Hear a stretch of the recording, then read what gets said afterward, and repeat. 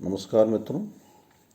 आज हम चर्चा कर रहे हैं बीए भाग प्रथम के first paper principles of sociology की, और इसमें हम चर्चा कर रहे हैं एक ही बहुत ही महत्वपूर्ण टॉपिक सामाजिक परिवर्तन की। सामाजिक परिवर्तन के परिप्रेक्ष्य में हम 12वीं मर्तबा मिल रहे हैं।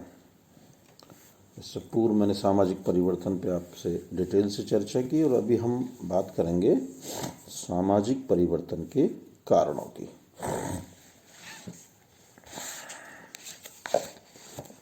सामाजिक परिवर्तन का एक बहुत ही महत्वपूर्ण कारक है मनोवैज्ञानिक कारक, साइकोलॉजिकल फैक्टर्स। चूंकि समस्त सामाजिक संबंध मानव मस्तिष्क की उपज है, अतः सामाजिक संबंधों में परिवर्तन मानव मस्तिष्क में परिवर्तन के कारण होता है। मानव में जिज्ञासा की प्रवृत्ति पाई जाती है। इस प्रवृत्ति ने ही मानव को आविष्कार करने एवं अज्ञात को खोजने की प्रेरणा दी। मानव ने अनेक ऐसे आविष्कार किए जिन्होंने उसके जीवन को ही बदल दिया। जिज्ञासा के कारण ही वह चंद्रमा पे पहुंचा, समुद्र की गहराई तक गया और दूर देशों की यात्रा की। मानव मस्तिष्क नवीनता चाहता है। एक ही स्थिति से वह ऊब जाता है। इस ऊब से मुक्ति पाने के लिए ही मानव ने नई फैशन को जन्म दिया। मानसिक असंतोष एवं संघर्ष सामाजिक संबंधों को प्रभावित करते हैं। पारिवारिक विघटन एवं विवाह विच्छेद के कारण परिवार के सदस्यों तथा पति पत्नी का मानसिक संतुलन अनुकूल नहीं हो पाता। मानसिक तनाव सामाजिक संबंधों को तोड़ देता है तथा लोगों में निराशा की भावना पैदा कर देता है और यह हत्या, आत्महत्या तथा अपराध के लिए उत्तरदायी होते हैं। सामाजिक परिवर्तन के अन्य महत्वपूर्ण कारक के रूप में हम राजनीतिक तथा सैनिक कारक की बात करेंगे। Political and military factors. बेस्टिट कहते हैं कि बेस्टिट की पुस्तक का नाम है सोशल ऑर्डर। याद रखें, ये पूछा जाता है कि कई लेखकों के अनुसार सामाजिक परिवर्तन युद्धों, लड़ाइयों, विजय और पराजय तथा राजवंशों और महायुद्धों की कहानी है। वास्तव में कुछ समय पूर्व तक इतिहास का लेखन कार्य सैन्य शक्ति के आधार पर किया जाता था और इसी प्रकार से समाज एवं सामाजिक परिवर्तन के बारे में भी सैन्य सिद्धांत, मिलिट्री थ्योरी पाया जाता है। इस सिद्धांत के मानने वालों का मत है कि आविष्कार, दार्शनिक एवं धार्मिक नेता सामाजिक मंच पर छोटे नेता हैं। परिवर्तन रूपी नाटक के असली अभिनेता तो सैन्य शक्ति धारण करने वाले व्यक्ति हैं। इस दृष्टि से इतिहास को युद्धों के संदर्भ में ही समझना चाहिए। इन युद्धों की कहानियां ही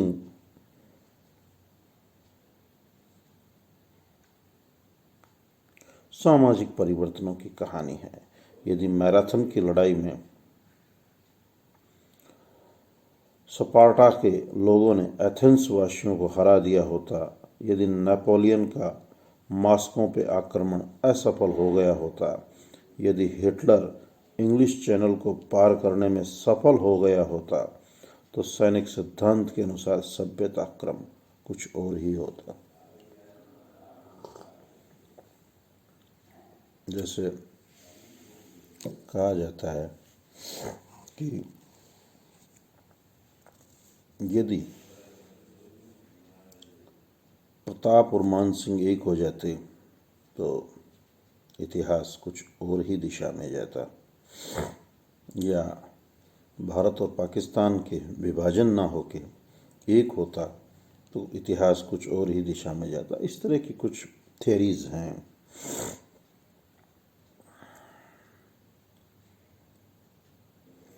यदि हम परिवर्तन की इस व्याख्या को स्वीकार करें तो इतिहास थल और जल सेनाओं के संघर्ष और उनके उतार चढ़ाव की कहानी है। युद्ध भी समाज में अनेक परिवर्तन लाते हैं। युद्ध के कारण कई लोग शरणार्थी बन जाते हैं, उन्हें नए स्थान पर जाके बसना होता है तथा वहाँ की संस्कृति के अनुरूप ढलना होता है। युद्ध के कारण सामाजिक और राजनीतिक व्यवस्था तहस नहस हो जाती है, स्त्रियां विधवा हो जाती है, बच्चे अनाथ हो जाते हैं तथा परिवार नष्ट हो जाते हैं, वेश्यावृत्ति और अपराध पनपते हैं। इस प्रकार युद्ध एवं सैन्य शक्ति सामाजिक परिवर्तन में महत्वपूर्ण भूमिका निभाते हैं। अगले कारक के रूप में मैं आपसे चर्चा करूंगा सांस्कृतिक कारक। सांस्कृतिक कारक, कल्चरल फैक्टर। सांस्कृतिक कारक भी सामाजिक परिवर्तन के लिए उत्तरदायी है।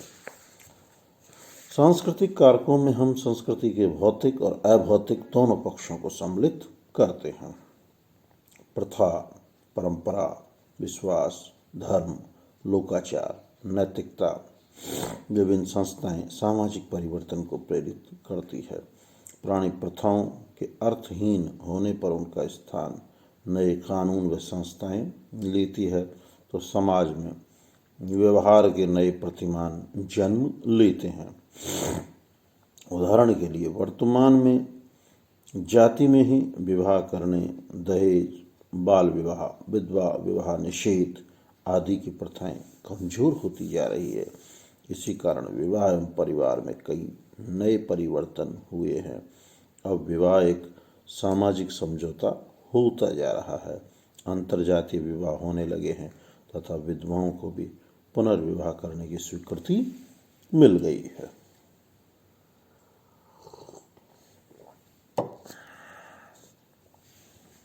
जब विश्वासों एवं नैतिकताओं में परिवर्तन आता है तब भी सामाजिक परिवर्तन गठित होते हैं। मैक्स वेबर की मान्यता है कि आधुनिक पूंजीवाद प्रोटेस्टेंट धर्म की देन है। यदि यूरोप में रोमन कैथोलिक धर्म के स्थान पर प्रोटेस्टेंट धर्म नहीं आया होता तो आज के पूंजीवाद का स्थापना संभव नहीं हो पाती। इसी प्रकार धर्म, जो कि सांस्कृतिक कारक है, ने सामाजिक परिवर्तन को जन्म दिया। अमेरिकन समाजशास्त्री ऑगबर्न ने सांस्कृतिक विलंबन, कल्चरल लैग, ये थ्योरी पूछी जाती है। अगला मैं आपको सामाजिक परिवर्तन के सिद्धांतों में इसको बताऊंगा। कल्चरल लैग में ऑगबर्न कहते हैं कि संस्कृति के दो भाग हैं। एक भौतिक संस्कृति जिसको हम छू सकते हैं, देख सकते हैं, नाप सकते हैं, तोल सकते हैं। एक दूसरी होती है अभौतिक संस्कृति जो कि अदृश्य है, जैसे विचार, विश्वास, प्रथा, परंपरा, रीति रिवाज। जब समाज में भौतिक संस्कृति आगे चली जाए और अभौतिक संस्कृति पीछे रह जाए तो उसे ही हम क्या बोलते हैं? कल्चरल लैग, सांस्कृतिक विलंबन। विस्तार से हम इसके सिद्धांतों में चर्चा करेंगे।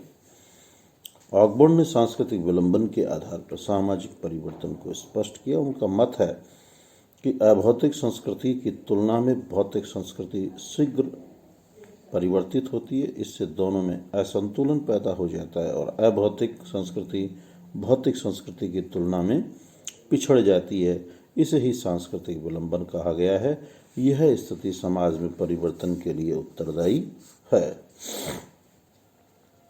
सांस्कृतिक प्रसार के कारण भी सामाजिक परिवर्तन होते हैं। एक समूह अथवा समाज के सांस्कृतिक तत्व दूसरे समूह में फैलते हैं तो उनके अनुरूप उस समूह के लोग अपने सामाजिक जीवन में भी परिवर्तन लाते हैं। लिंटन ने अपनी पुस्तक द स्टडी ऑफ मैन में यह बताया कि अमेरिका के 100% लोगों ने अपनी संस्कृति के तत्वों को दूसरे समाजों से ग्रहण किया है।